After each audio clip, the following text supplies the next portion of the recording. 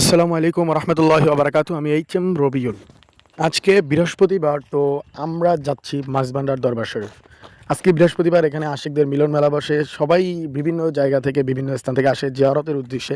তো আমরা আজকে বৃহস্পতিবার রাতে আজকে আমরাও যাচ্ছি জিয়ারতের উদ্দেশ্যে। এখন বাজে রাত 11:30। তো আমরা প্রথমেই সিএনজিতে উঠেছি। আমরা যাচ্ছি চট্টগ্রাম বিশ্ববিদ্যালয় থেকে।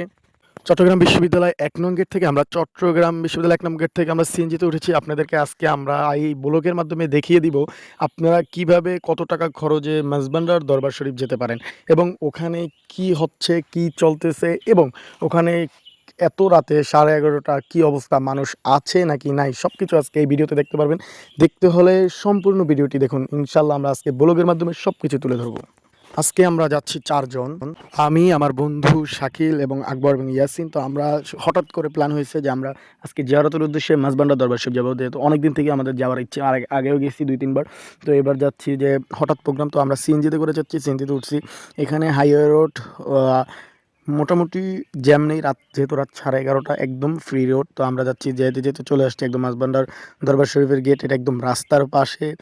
তো আমরা সিএনজি থেকে নেমে পড়েছি। এখান থেকে হেঁটে একটু সামনেই দরবার শুরু। তো এইটা হলো গেট। রাস্তার ভিতরে আর গাড়ি ঢুকতে দেওয়া হয় না। যাদের পার্সোনাল গাড়ি আছে তারা ঢুকতে পারবে। আর এখানে ওই এমনি রোডের যে গাড়িগুলো আছে এগুলো ঢুকতে দেয় না, কারণ ভিতরে জ্যাম হয়ে যাবে, যেহেতু চার কারণে। তো আমরা বলতে বলতে একদম দরবারের সামনে চলে এসেছি। আমরা পুকুর পাড়ে আছি এখন। তো দেখতে পাচ্ছেন মাঝবান্ডার দরবার শরীফ। এখন প্রায় রাত 12টা। কী অবস্থা মানুষের, মানে প্রচুর পরিমাণ এখানে মানুষ, অনেক আশিক উপস্থিত হয়েছে বিভিন্ন জায়গা থেকে। আসলে এটা বোঝার কোনো অবস্থাই নেই যে এটা এখন দিন নাকি রাত। মানে এমন অবস্থা, মানুষের প্রচুর পরিমাণ ভিড়। জিয়ারত করার জন্য সিরিয়াল ধরে থাকতে হয় এখানে জিয়ারত করার জন্য, যেহেতু অনেক মানুষ, তো সবাই গিয়ে জিয়ারত করে তারপর চলে আসে।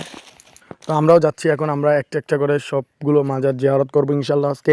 তো আমরা প্রথমে একদম আমরা মাজার শরীফের সামনে চলে এসেছি। এখানে দেখেন কি পরিমাণ মানুষ, আপনারা দেখতে পারতেছেন। বলার কিছুই নেই, মানে এখানে দিন নাকি রাত। এখানে বিভিন্ন মানুষ বসে কোরআন তেলাওয়াত, কেউ কোরআন তেলাওয়াত করতেছে, কেউ হামদে বাড়ি তালা নাতে রসুল পড়তেছে, কেউ কেউ জিকির আজকার নিয়ে ব্যস্ত। অর্থাৎ এখানের চারোপাশ, এইখানে মাজারের এরিয়ার ভিতরে সব জায়গায় আপনার শুধু ইবাদত চলতেছে। আপনার অনেকেই বলে যে মাজারে পূজা দেয়, ইয়া দেয়। ঠিক আছে, এখানে সেজদা দ্বারা দিচ্ছে, তাদেরকে মাজার কর্তৃপক্ষ দেখলে সাথে সাথে ধরে তাদেরকে বের করে দিচ্ছে।